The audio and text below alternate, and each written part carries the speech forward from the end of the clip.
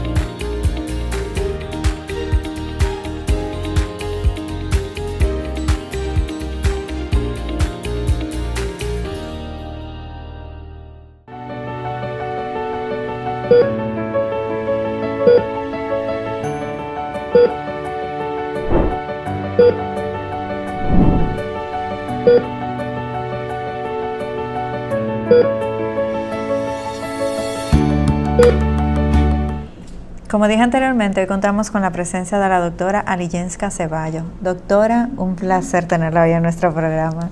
El placer es mío, Jessica, estando aquí compartiendo con ustedes.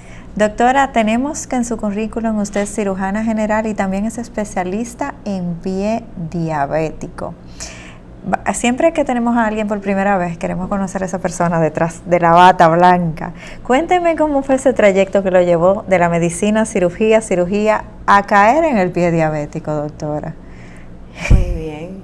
Primero, me inclino hacia la medicina desde chiquitita. Esa era mi pasión, en realidad, sanar y querer curar a las personas. Me voy por cirugía porque saben que el cirujano ya nos dice, no quiero ser internista, yo quiero resolver el problema como tal. Era mi pensamiento. Sí. Entrar a quirófano, poder resolver, hay una colistectomía, se saca, y sí, uno entiende que es más resolutiva. La cirugía es más resolutiva. Ya cuando termino cirugía, hay unos años que uno concursa por la subespecialidad, y estaba aquí en el Algor, ha dado lo de pie diabético que estábamos iniciando. Solamente duraba un año en el Instituto de Diabetes, Nacional de Diabetes, en el INDEM. Entonces concurso y gano, y yo dije, bueno, voy a hacer este año de pie diabético hasta ver en qué me decido y me voy para otra subespecialidad o me organizo para irme fuera del país. Cuando llego al INDEM y veo tanta necesidad, tantas personas padeciendo de un mal que le ofrecen muchas amputaciones, duran años padeciendo con una úlcera, se ven muy afectados, ya ahí ya me quedé. Sí. Dije, bueno, fui formándome, creciendo, viendo cómo podía ayudar a más personas y especializándome más en el tema de pie diabético. Sí. Y allí hasta ahora, allí me quedé. Cada día poniéndole un poquito más, conociendo un poquito más de la patología, conociendo de biomecánica, podología y todo lo que tenga que ver para ayudar a esos afectados con el síndrome de pie diabético. Doctor, y cuando hablamos de síndrome de pie diabético, ¿a qué se refiere? Sí, porque generalmente sí se asocia mucho la diabetes con amputaciones. Y se ha visto que casi siempre son las extremidades que de una u otra forma, sobre todo las inferiores, las que se afectan. Pero como que las personas no le dan importancia a una enfermedad hasta que la padecen. Así es. Cuando hablamos en este lado, el pie diabético, ¿a qué se refiere? El síndrome de pie diabético es un conjunto de signos y síntomas que tienen las personas que viven con diabetes que afectan los pies.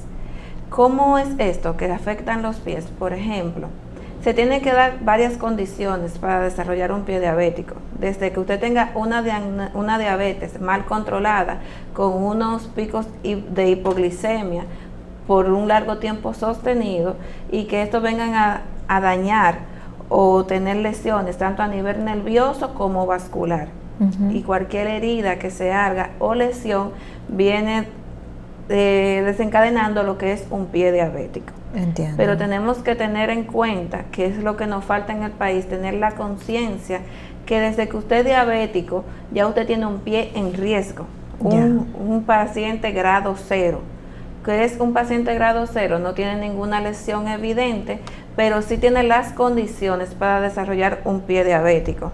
Y tenemos que hacer hincapié en la educación del paciente para que comience a cuidarse desde antes que padezca un pie diabético, porque el 85% de las amputaciones están precedidas por una úlcera en un pie diabético. Y cada día más vemos personas mucho más jóvenes diagnosticándose o debutando incluso con un pie diabético que no sabían que eran diabéticas. Doctor, ¿y cómo se le va desarrollando una úlcera en un pie a un paciente que tenga diabetes?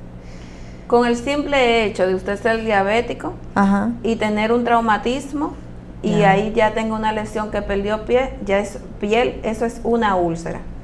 Entonces, ¿qué se viene dando atrás de ese paciente para desencadenar que usted tenga, por ejemplo, su inmunidad o sus defensas en los pies esté disminuida? Hiperglicemia sostenida, hay una pérdida de la sensibilidad por una neuropatía diabética, donde todos esos metabolitos de desecho, de la glucosilación, se van dañando ese nervio. Incluso la enfermedad aterosclerótica, que en el país es muy elevada. ¿Qué es esto? Para que la población me pueda entender mejor. Donde esas arterias se van calcificando, poniendo duras, y las grasas que comemos se van depositando en las paredes de las arterias, que son los vasos por donde va la sangre, y la van estrechando y disminuyendo. Incluso los primeros, ¿por qué siempre en los pies? Porque nuestros vasos son mucho más pequeños. Ahí viene la microvasculatura, vasos de pequeños calibres, que si tienen estas enfermedades, esta aterosclerosis, estas grasas y esta calcificación, se tapan mucho más fácil. Por eso se desarrolla más fácil a nivel distal. Mientras más lejos del corazón están los vasos sanguíneos, más fácil se estrechan y más fácil se puede desarrollar lo que es una arteriopatía periférica. Sí, claro. Igual, hay un vaso que irriga el nervio, que es un vaso nervorum, que también se daña, y el nervio comienza a no recibir irrigación, sangre, y se va dañando. Y hay doble forma de tú dañar el nervio. Por eso el primer cambio que aparece en un paciente diabético que está diciendo tú puedes desarrollar un pie diabético, o lo primero que percibe una disminución de la sensibilidad o aumento de la misma. Entonces, estos pacientes que van dañando que van desarrollando la neuropatía, no solamente la afecta con la sensibilidad, también la sudoración disminuye, hay una pérdida de del vello en los pies. Esos son signos de alerta. Aumenta mucho la resequedad, una hiperkeratosis tanto a nivel plantar como en cualquier lado donde tenga mayor roce algún calzado. Entonces, esos son signos de alarma que un paciente debe acudir inmediatamente, ya sea a su revisión por el podólogo, a su revisión por el diabetólogo, para prevenir. Los pacientes diabéticos, a tener esa predisposición a desarrollar acumulación de aterosclerosis, de grasas en las arterias, vienen entonces cuando van caminando, pueden presentar síntomas circulatorios o vasculares, como son edema en los miembros inferiores, cambio de coloración, pueden sentirse pesadez, incluso hormigueo y calambres. Sí, pero si tenemos un paciente que está perdiendo la sensibilidad y se le puede formar una úlcera. Cuando me dijo ahorita que eran por traumas, el trauma puede ser un golpe o o puede ser también algún tipo de cortadura que tenga con algo y ni siquiera se dé cuenta porque no tiene sensibilidad. ¿Esto pudiera darse? Así mismo, hay diferentes tipos de traumatismos en los pies diabéticos, desde un calzado que te quede apretado y usted lo use sin darse cuenta, hasta unas medias normal de la que usan los caballeros, que tengan mucho elástico y le apriete y haga como si fuera un torniquete, hasta por eso. Incluso los golpes, cualquier rayadura, y hay pacientes que me llegan que a veces se pinchan con clavos u objetos cortantes y no se dan cuenta que lo tengan no allí. Se dan cuenta que tienen el clavo. Y duran una semana padre. Con su clavo, con su cristal Ajá. ahí, hasta que comienza un hedor, un mal olor y una humedad en el pie, y ahí dicen, pero yo tengo algo ahí. Exactamente. Y así llegan a la consulta. Doctora, sabemos que tenemos diferentes tipos de diabetes, que tenemos aquellos que son insulinodependientes y no necesariamente tengan que hacerlo. Incluso tenemos pacientes que no tienen no tienen una genética que le tenga predisposición, pero con el tipo de dieta que estamos llevando actualmente sabemos que también podemos caer en la diabetes. Cuando hablamos de pie diabético, esto se encasilla a todo tipo de diabetes o a un en específico dependiendo. No. Cuando hablamos de pie diabético es todos los tipos de diabéticos. Cualquier paciente que esté viviendo con diabetes o con la insulina elevada puede desarrollar un pie diabético.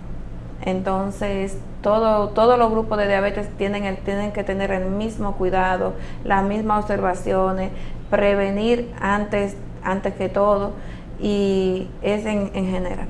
Doctora, esto es una pregunta ya que me imagino que es en base a la experiencia que se la voy a preguntar, pero es que a veces lo encontramos, o sea, en las consultas. ¿Por qué que el paciente diabético se descuida tanto? Porque es un paciente que de verdad no...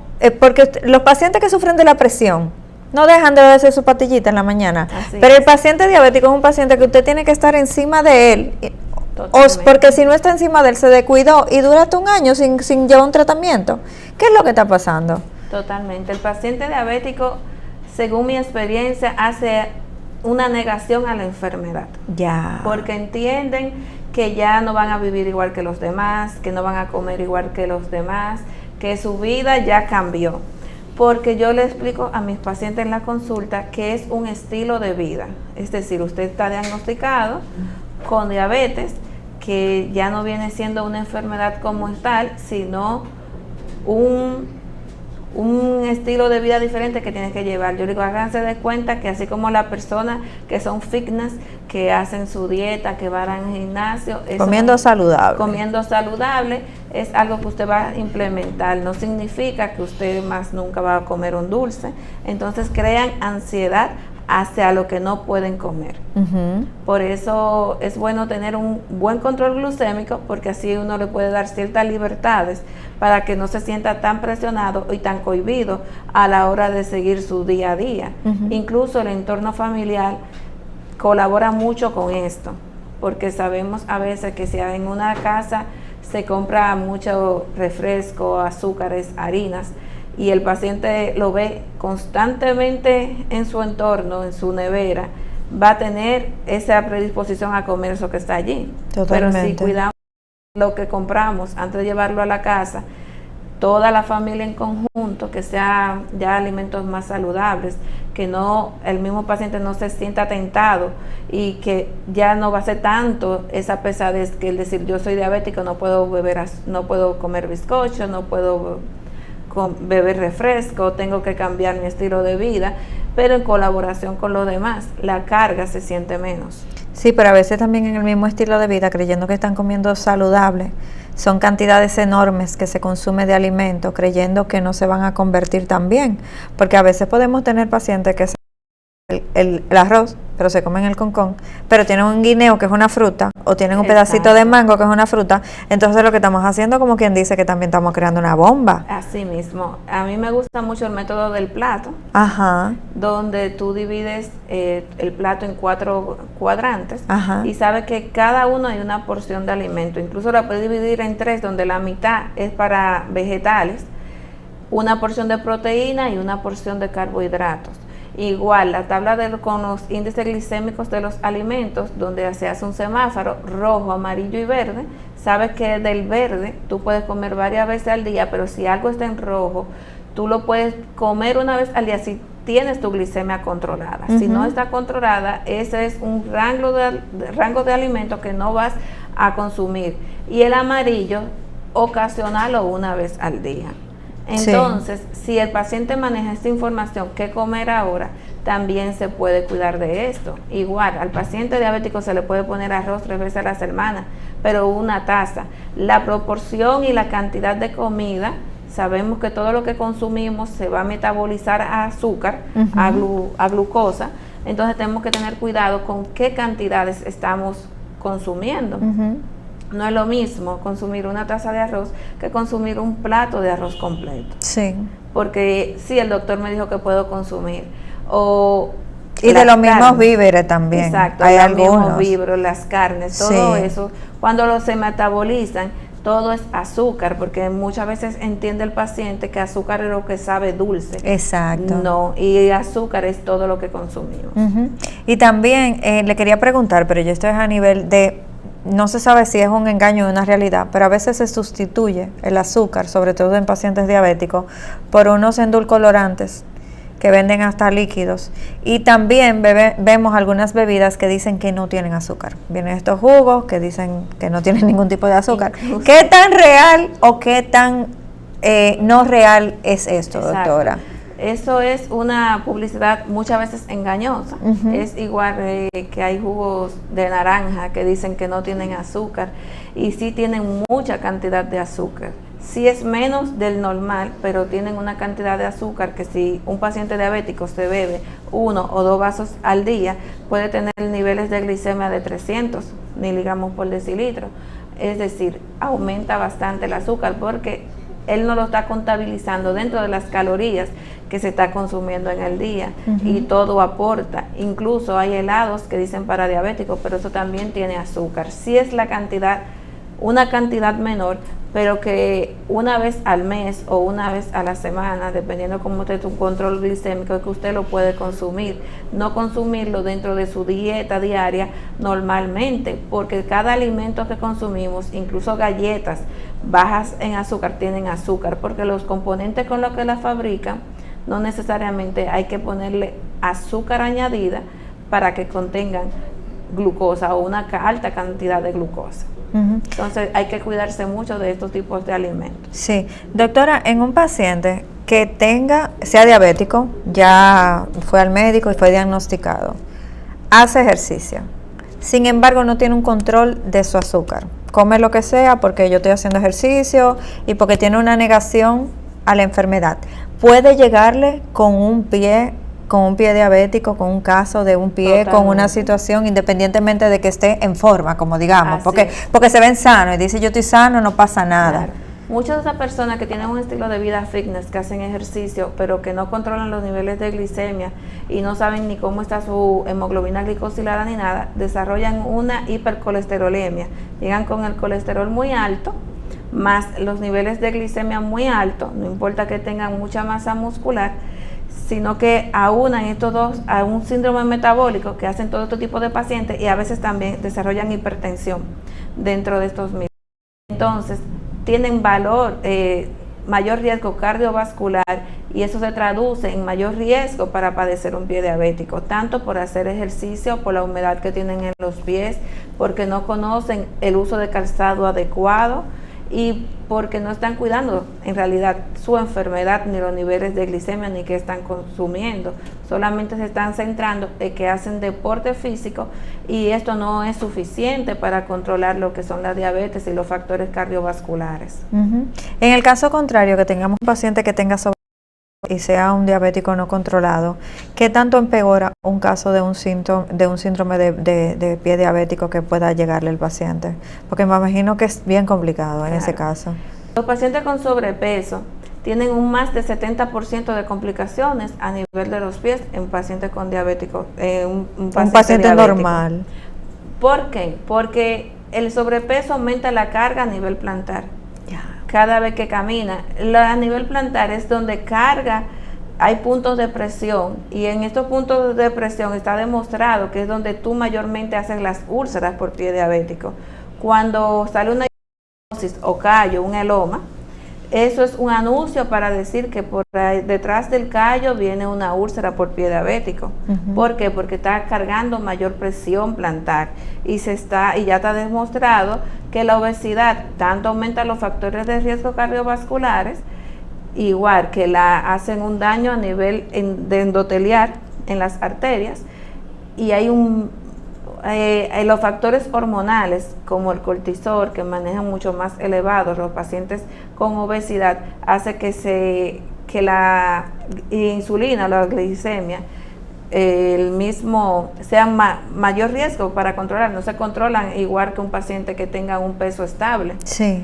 Porque tienen mucho mayor carga hormonal, un descontrol también tanto físico, y a nivel ya de sobrepeso el estrés mecánico que cargan los pies es mucho mayor. Entonces hacen un 70% mayor de complicaciones este tipo de pacientes a nivel de los pies. Sí, doctora, estamos viendo que ahora mismo hay un boom con inyectables y también con procedimientos quirúrgicos en pacientes que tienen.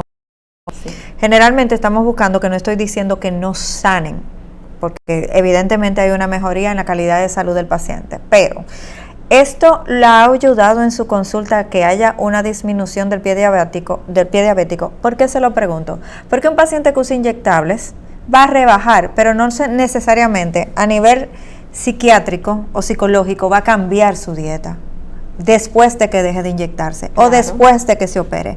Entonces, realmente su consulta, ¿usted está viendo que esto está funcionando o todavía sigue habiendo un factor a nivel emocional en el paciente y psiquiátrico que quizás haya que tratar?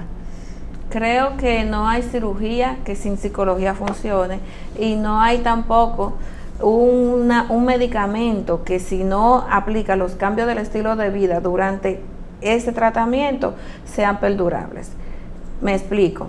Un paciente que se esté inyectando con ciertos medicamentos semanalmente, que disminuya la cantidad de hambre, que vea que está disminuyendo de peso, que no le dé que tenga mayor saciedad y que esté consumiendo menos alimentos durante este periodo que se está medicando, y no comience a implementar esos cambios como ya propios dentro de su estilo de vida, consumir alimentos más sanos, aprender a comer vegetales, a hacer ejercicio durante ese periodo de tiempo. Ya cuando termina de usar los inyectables o termina el periodo de la cirugía que hace la remisión, que no tenga cambio de apetito, o comienza a comer desordenadamente, va a aumentar de peso y lo va a recuperar. Incluso hacen un efecto rebote, que aumentan más rápido de peso y se descontrolan más fácilmente, porque no hicieron cambios adecuados. Y psicológicamente esto es lo que influye, porque una persona que tenga factores de ansiedad o que tengan un trauma, que estén supliendo alguna escasez, algún vacío con alimentos, vuelven a recuperar los alimentos, porque el problema nunca fue la saciedad, sino un factor psicológico que nunca trataron o nunca se está tratando. Cuando sabemos que tenemos una parte de la diabetes que es genética, y a veces tenemos niños que van sufriendo de diabetes, son insulino dependientes durante toda su vida. Estas personitas, cuando van creciendo, tienen mayor predisposición, ya que tienen por tiempo más prolongado la enfermedad, a sufrir de pie diabético, o no necesariamente si están controlados. Si están controlados, es el único factor que te puede ayudar a no padecer un pie diabético.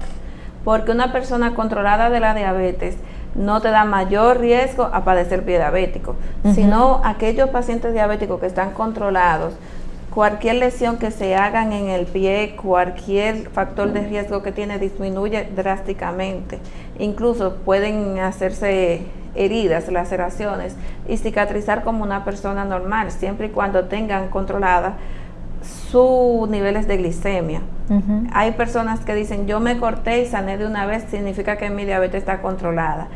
Totalmente es un absurdo, no es así. Usted tiene que verificar, hacerse los análisis y ver, porque puede ser que esa herida que usted se hizo en ese momento no se haya contaminado, no sea infectada, o usted simplemente tenía buenos niveles de proteína en sangre, que tiene que ver mucho con la cicatrización, y cicatrizó esa herida, no se complicó, pero no necesariamente, porque el dominicano asocia mucho la cicatrización con los niveles de glicemia. Yo le iba justo a preguntar esa parte, que cuál es la diferencia entre, porque por eso mimito, por la confusión que hay, porque todo paciente que es diabético tiende a entender que cicatriza más lento que un paciente normal, y siempre hay que tomar medidas preventivas incluso para procedimientos quirúrgicos. Claro. ¿Qué es lo que hace la diferencia entre un paciente normal y ese pacientito diabético? Se lo pregunto porque a veces solamente sabemos que sufrimos de la enfermedad, más no necesariamente sabemos el comportamiento que tiene la enfermedad en nuestro cuerpo. Así es. Entonces nos cortamos, soy diabética, va a durar quizá 3 días más que una persona que es normal, pero ¿por qué me está pasando eso? ¿Qué es lo que yo debo saber que no sé? Exactamente. Los niveles de glicemia elevados hacen que los macrófagos, que son unas células que son parte de los glóbulos blancos, enlentezca su evolución. No llegan ahí a hacer la fagocitosis, son mucho más lentos, duran más tiempo. Los factores de crecimiento también que tenemos en ese tejido se van disminuyendo. Cuando una persona ya tiene mucho tiempo siendo diabética y tiene niveles de glicemias elevados, esos factores de crecimiento ya se ha demostrado que prácticamente son nulos. Y los factores de crecimiento es que llevan a que las demás células lleguen allí y hagan su trabajo para favorecer la cicatrización y la granulación del tejido. Entonces, cuando esos factores que nos llevan a la cicatrización, normalmente a una remodelación de una herida, a formación de colágeno, están afectados, la herida tiene mucho más tiempo en cicatrizar. No es lo mismo que yo sea una persona normal, hago una herida, se infecte, ya sabe que el tejido no va a cicatrizar porque hay una bacteria que está colonizando ahí y está el mismo tejido lo está consumiendo, hay secreciones, esos son factores en contra de la cicatrización. Ya. Entonces, el paciente diabético tiene, a tener una herida abierta que no cicatriza normalmente, mayor tiempo a que lleguen bacterias, colonicen. Esa colonización es mucho más rápida en este tipo de pacientes diabéticos, tanto por los niveles de glicemia que hay en sangre. Esa encuentran un caldo de cultivo mucho más rápido, crecen más rápido, pero hay factores tanto de la herida que disminuye el tiempo o prolongan más el tiempo de cicatrización. Es lo que pasa en este tipo de pacientes. Ok. Doctora, ¿le ha pasado que le han llegado casos de pacientes que ya tienen situaciones de un pie diabético, que evidentemente usted lo ve y dice, este paciente viene con pie diabético, más sin embargo ni siquiera sabía que tenía diabetes? Así es. Hay muchos pacientes ahora entre la edad de 30 a 40 años que están llegando a mi consulta. Pueden llegar hasta con un absceso por una uña enterrada. Recientemente me llegaron 3 pacientes prácticamente. Ellos decían, no, yo veo que el dedo fue cambiando de coloración porque hay características que hacen los pies diabéticos. No es una herida nada más que se infecta, sino una herida que va en progresión muy rápido, que cambia de coloración el dedo donde tenga el traumatismo, que tiene un hedor o una carga bacteriana mucho más alta que un paciente normal, y me puede decir, pero tú te has chequeado la diabetes, tú has visto cómo está tu glicemia. No, yo nunca me he hecho ese tipo de análisis. Y cuando hacemos ese tipo de análisis, vemos que sí, o sea, es un paciente diabético que no lo sabía, o tiene en ese momento, como no lo sabía, niveles de glicemia por encima de 200, 300, entonces sí, un paciente diabético que eventualmente no sabía que estaba sufriendo de la enfermedad. Totalmente. ¿Cuál es la diferencia entre un golpe normal o una herida normal y una que está teniendo un comportamiento diabético quizás? Porque también es que a veces nos automedicamos mucho y en el pie diabético eso tiene que ser bastante peligroso. Y a veces decimos, no, el medicamento no me funcionó, no, esta herida a lo mejor me cayó una infección, pero no necesariamente ha sido una infección y es que tú estás teniendo el comportamiento de ese pie. Claro. Entonces, ¿cuáles son esos síntomas o signos que deberían ser una alerta para una persona con una herida? Vemos que esos pacientes se hacen una herida, tienen un traumatismo y en vez de estabilizarse, esa herida, es decir, no cierra por ciertos componentes, pero no solamente eso, sino que se agrava. Cada día que amanece lleva una progresión mucho más rápida. Ve que hoy fueron una puntica de un dedo, mañana ya está por la media falange, medio dedo, se va cambiando de coloración, comienza con un rojo pálido y ese rojo comienza ya a extenderse hacia la extremidad. Usted dice, oh, hoy está más grande, comienza a oler muy feo, comienza esos cambios de coloraciones y secreciones. Incluso el tejido de adentro se torna ya como un grisáceo, va perdiendo vitalidad. Y todo esto en cuestión de días. Es decir, una persona así me puede decir, doctora, que hace 3 días eso no estaba así. Eso es como que se muere esa parte. Con una ampollita y eso no ha mejorado. Y pacientes, por ejemplo, postquirúrgicos también, que lo operan, se hacen sus análisis prequirúrgicos, todo bien, pero ya luego comienzan esas heridas con unas secreciones fétidas a no cicatrizar, pasa un largo tiempo, cultivo negativo, y vuelven y se hacen niveles de glicemia y están elevados. Porque hay muchas personas en el país, aproximadamente un 7% o más, que está con prediabetes. Está en un estado que se llama prediabetes, que es cuando, como yo le digo a los pacientes, usted está en prediabetes, a un paso de ser diabético. Si usted no modifica su estilo de vida o los factores de riesgo, la forma del sedentarismo, lo que comemos, usted va a llegar a ser diabético. Sí. Entonces es el momento donde hay que captar a esa población y hacer que hagan un cambio antes de que sigan con su estilo de vida que llevan hasta la actualidad y desarrollen la diabetes. Incluso ahorita me mencionó edades donde no se supone que la población esté sufriendo de diabetes, porque generalmente eso no lo asocia con el envejecimiento. Así es. Cuando es porque te llegó, no cuando son condiciones genéticas. Sin embargo, usted me mencionó 30 y pico de años, 40 y pico de años, que cuando se supone que si acaso tú estás llegando quizás tal vez cerquita de sufrir de la presión, no necesariamente. Así es. ¿Por qué está pasando esto, doctora, en su entender?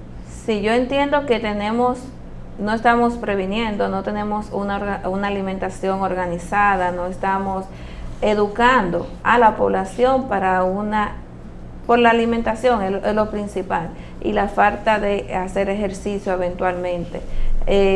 Disminuir los factores cardiovasculares, igual en enfermedades metabólicas, es lo que está llamado la población dominicana, porque ya sabemos que tenemos genes predisponentes para la hipertensión, para la diabetes, para enfermedades cardiovasculares graves, y al no estar nosotros colaborando con un estilo de vida saludable, se están disparando esto, tanto apareciendo mucho más a temprana edad, una tasa alta de hipertensión y de diabetes, que en comparación con los países de las regiones tenemos una alta tasa de este tipo de enfermedades. Ya Entonces, entiendo. ¿qué quiere decir eso? Que nuestros envejecientes van a tener una carga alta tanto de diabetes y de enfermedades crónicas, que va a elevar todo, va a saturar el sistema de salud y los costos de la salud en el país.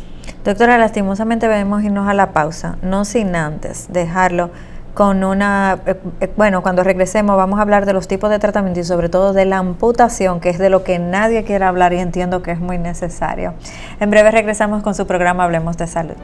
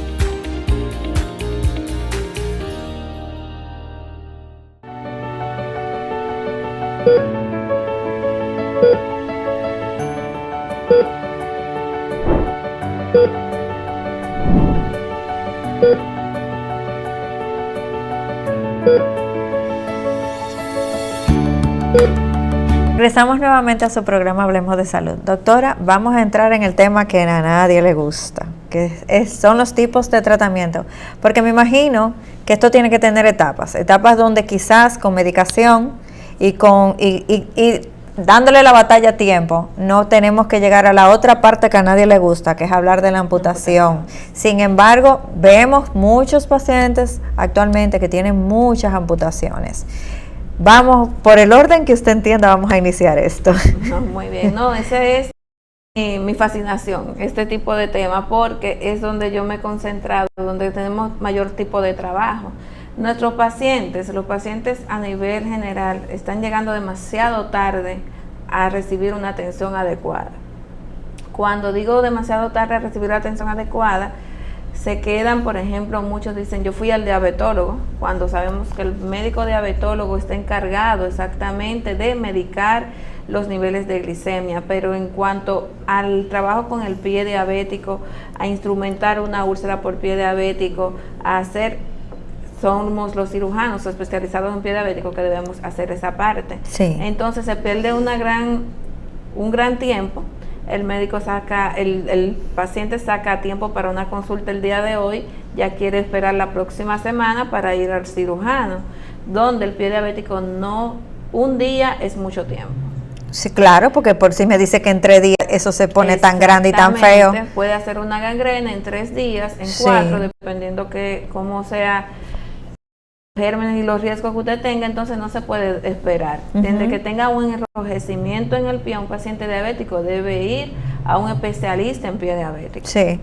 Totalmente. Entonces, cuando ya nos llegan en cierto tipo de gangrena, que ya tiene mucho tejido afectado, es mucho más grande su cirugía, porque si nosotros nos vamos conservadoramente o hacemos la cosa conservadoramente, es más tejido que se pone en riesgo. Hay que hacerle un drenaje de inmediato, hay que desbridar, hay que quitar para poder prevenir una amputación. Dado el caso que ya llegue el paciente y no haya nada más que hacer que amputar, ya sea, estamos hablando primero de un dedo, 2, la mitad de un pie, a veces llegan con una gangrena tan extensa que uno tiene que llevar lo he visto. Y estoy tratando, o sea, me especializo en que esa sea la última opción. Sí. La última ya cuando no haya que hacer. Incluso se hacen, pero eso depende mucho de cómo esté el estado de ese paciente, porque si va a afectar lo que es su vida o pone en riesgo su vida, no hay otra cosa que quitar ese miembro. Entiendo. Para salvar la vida de ese paciente, porque hasta en ese grado llegan. Hay pacientes que dicen, no, es que yo estaba trabajando normal, me clavé con un clavo y ya, mire, cuando llegan con aire, que hacen una gangrena gaseosa, el tiempo es horas, minutos, lo más rápido que usted pueda resolver para tratar de preservar esa extremidad. Sí. Pero si hacen lo que es un shock séptico, donde esa infección pone en riesgo tanto otros órganos como la vida del paciente, va a terminar en una amputación y es lo que no queremos. No especializamos para prevenir las amputaciones, no para realizarlas en realidad. Entonces tenemos que hacer un llamado a la población que acudan inmediatamente lo más rápido posible a un especialista de pie diabético. Doctora, cuando hablamos de gangrena, ¿a qué nos referimos y cuál es el que tiene a nivel del cuerpo que lo hace tan peligroso?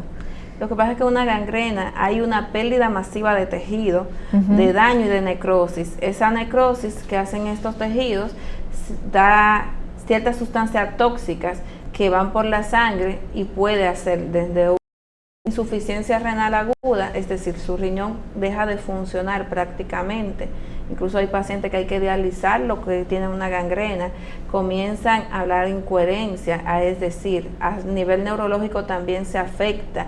Hay una pérdida masiva de eritrocitos, da una anemia severa y pone el paciente que si no se hace todo de acuerdo a lo que va en un shock séptico. Un shock séptico es cuando más de un órgano o sistema se afectan por una infección. Doctora, usted va a arrojar un cuadro, le voy a explicar, que pasó recientemente. O sea que un paciente diabético descuidado puede tener un accidente no necesariamente darse cuenta de que se dio un golpe y luego va perdiendo la razón de la nada, Sí. pasa una semana, 2 semanas, pierde la razón y muere. Posiblemente ahí hubo un trauma de descuido que produjo algún tipo de gangrena Así es. y le provocó un shock séptico y le condujo a la muerte. Sí, puede darse. Incluso las personas con un foco infeccioso, los diabéticos, hacen un cuadro que se llama cetoacidosis, donde los niveles de glicemia suben mucho, lo llevan a un shock cetogénico que tiene que ser a UCI, a llegar a una unidad de cuidados intensivos para poder, ese cuadro clínico, poder darle un tratamiento eficaz. Y muchas personas no llegan a UCI. Entiendo perfectamente.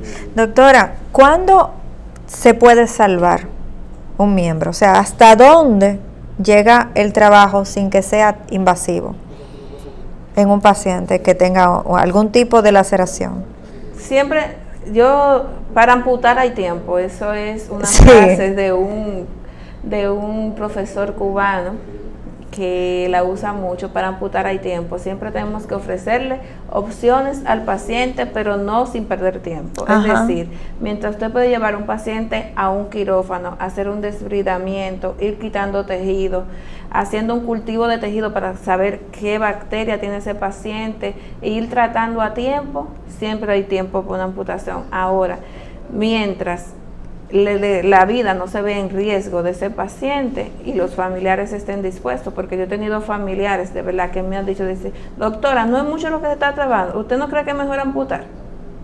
Hay familiares que Prefieren que sea rápido, es rápido la solución. resolución, y mientras esa relación médico-paciente y la información esté clara y todo el mundo esté consciente, siempre hay tiempo para salvar una extremidad. Ujú. Pero a veces llegan con lesiones tan grandes que puede ser que duren 1 año en cura, 2 años, o vamos a poner meses, Ujú. porque una úlcera por pie diabético debe cerrar para que sea un tratamiento eficaz y eficiente en 3 meses. O sea que se tarda su tiempo, doctora. Claro Y que eso sí. es atento a Y eso es medicamento, rápido. eso es atento a medicamento. A sus curas, cuidado. Que también le iba a preguntar porque me dijo el tipo de bacteria. Dependiendo del tipo de bacteria que se tenga, sería la evolución a sanarse. Porque me imagino que algunas pueden ser más complicadas que Claro otras. que sí. Los anaerobios tienen una evolución muy rápida, son muy patogénicos, tienen mayor probabilidad de que desarrollar una sepsis. Los medicamentos también tenemos que ver qué tanta resistencia tenga esa bacteria, eso lo arroja el cultivo, porque a veces el dominicano se automedica tanto Totalmente. con antibióticos que hacen una resistencia bacteriana, que cuando le estamos poniendo el primer antibiótico que se pone de manera empírica, es decir, de un inicio, ese antibiótico no le hace nada porque ya es resistente, hasta que no llegue el cultivo y vemos, pero es que está resistente, por eso no ha evolucionado correctamente, y se le hace el cambio de antibiótico y se le coloca el ideal. Es como si la bacteria no tuviera nada que la esté controlando. Sí, claro.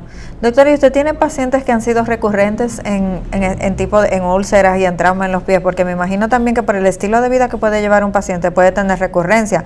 No necesariamente tenga que ser porque se porte mal.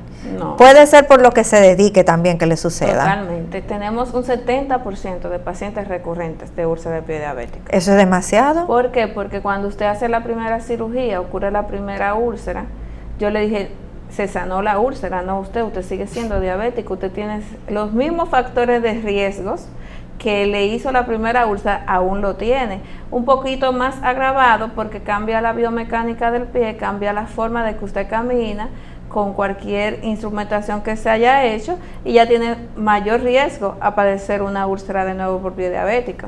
Entonces, para esto sí hay un mecanismo, hay cosas que se hacen para prevenir que sea tan recurrente, para bajar esa recurrencia, pero en el país prácticamente no se hace. Uh-huh. En nuestro centro sí lo hacemos, donde son quiropodias, que es como si fuera un pedicure clínico, donde se le indica al paciente que vaya mensualmente a hacer su evaluación. Totalmente preventivo es eso, Totalmente doctora. preventivo, zapatos adecuados para el pie diabético y su seguimiento por cirugía vascular.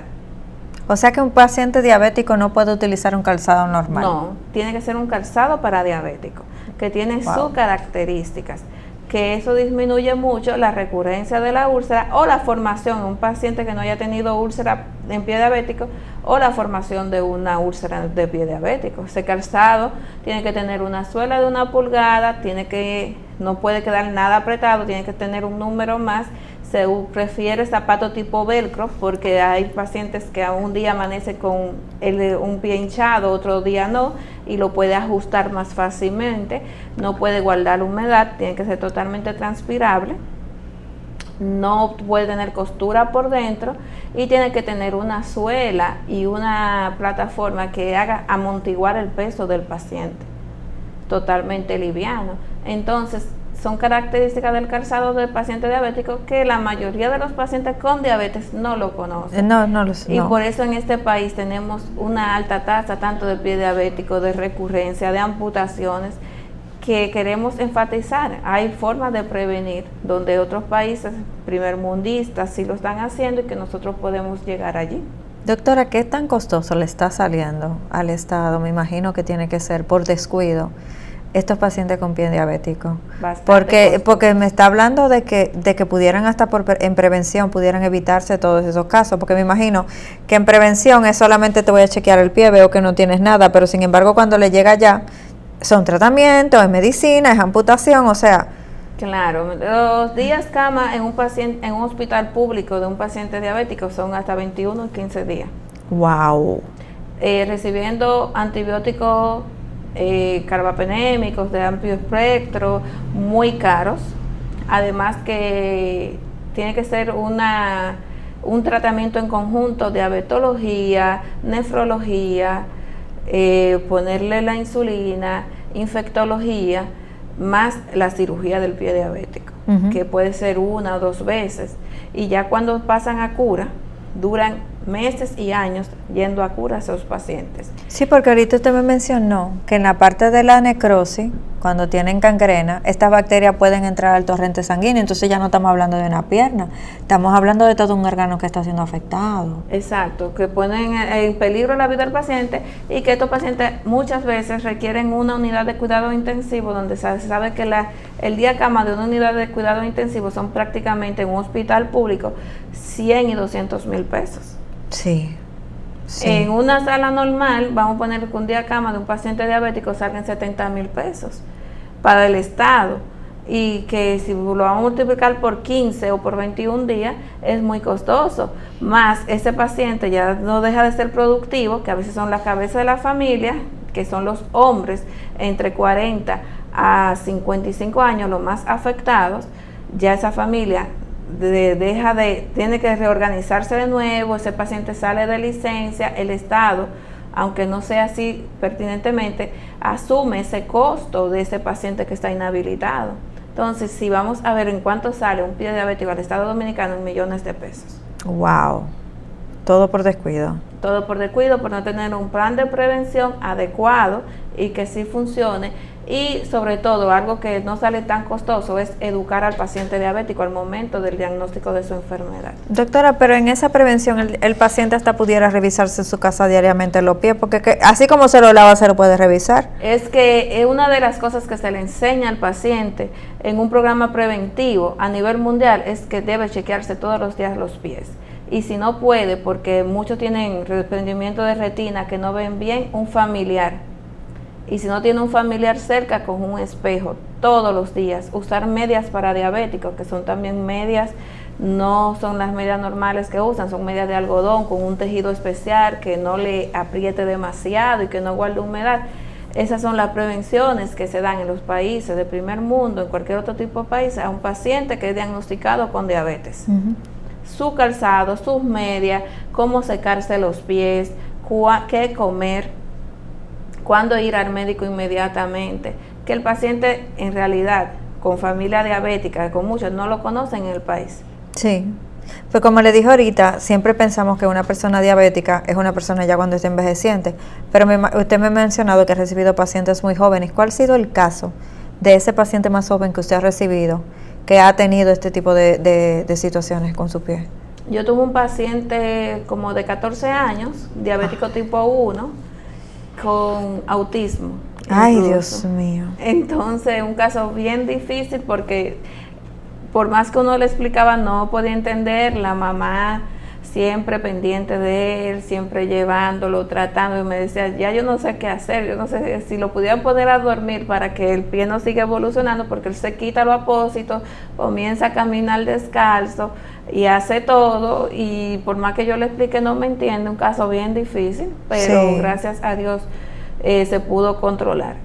Doctora, ya hablando del procedimiento de amputación, ¿cómo se maneja esto con un paciente? Porque me imagino que hay una parte psicológica o psiquiátrica muy importante, porque no es que tú me le estás hablando de que tú me vas a quitar una parte de mí, es que me vas a cambiar la vida totalmente. Totalmente. Y si hay algo que tenemos en nuestra población muy arraigado, es el que dirán y cómo el otro me ve. Y yo me imagino que más de mi salud, la gente a veces se preocupa más por cómo lo van a ver que lo que está teniendo. ¿Cómo te manejas esto, doctora? Ya desde por sí, el paciente diabético se siente discriminado. Él se siente que ya no es parte de la sociedad, que no es parte del grupo, que no lo entienden y cursan con depresión.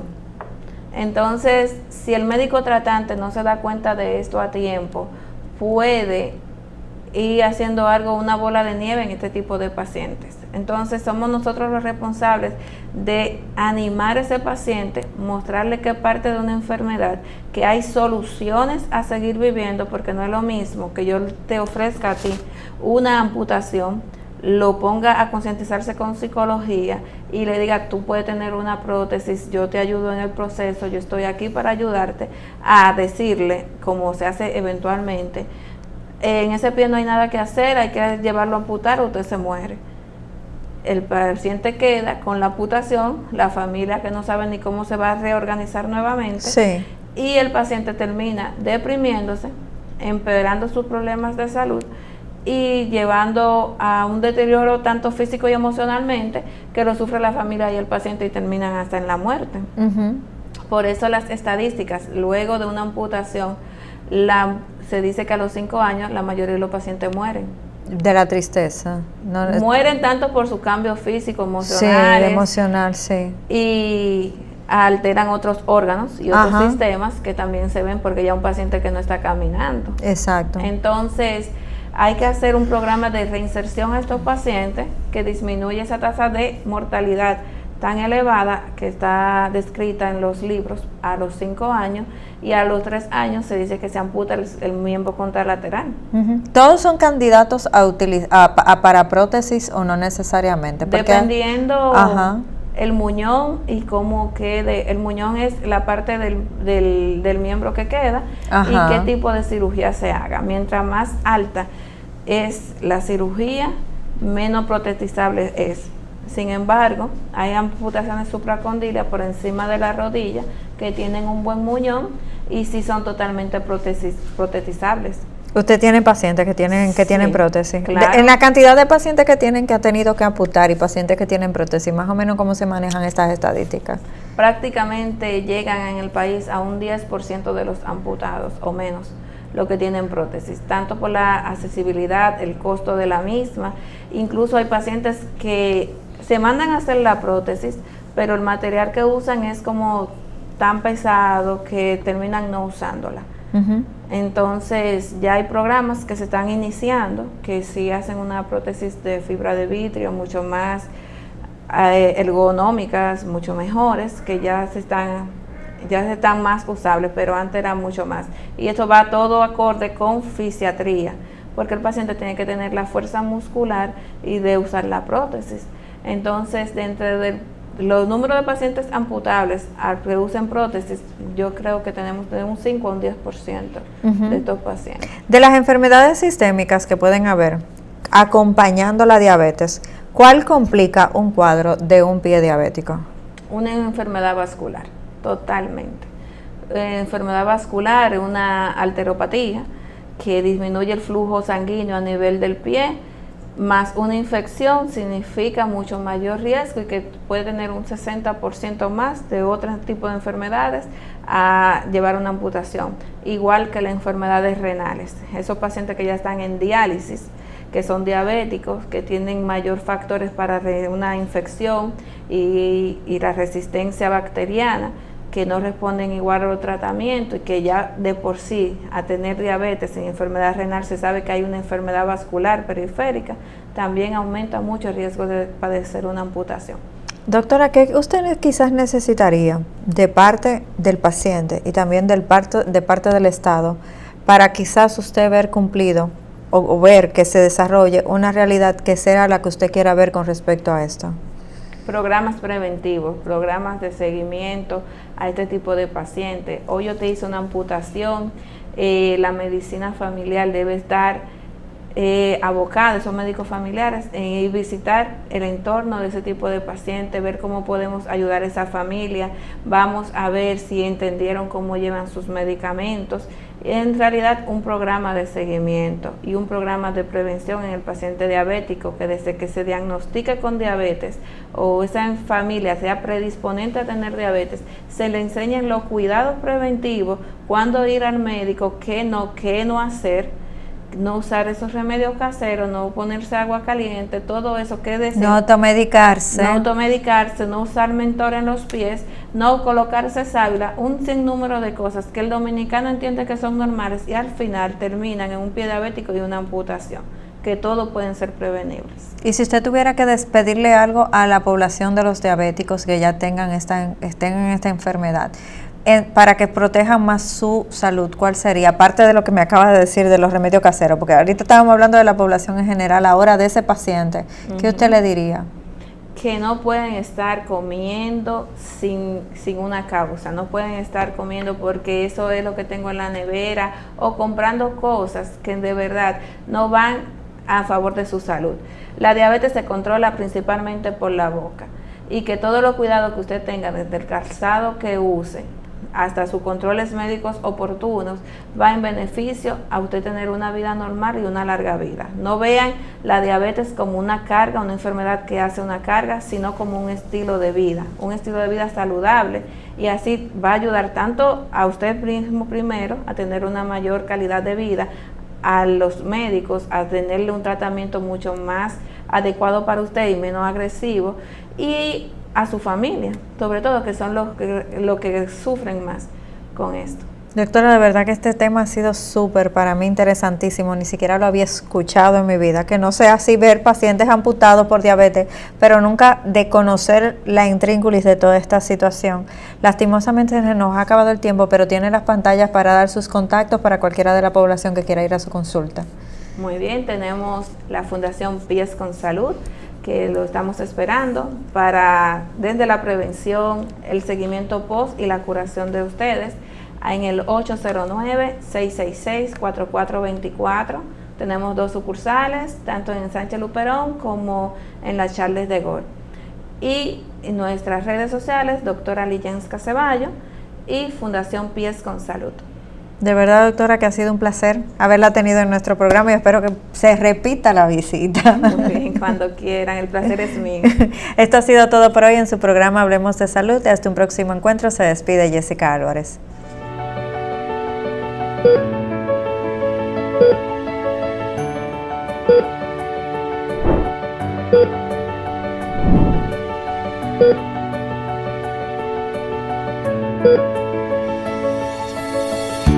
Thank you.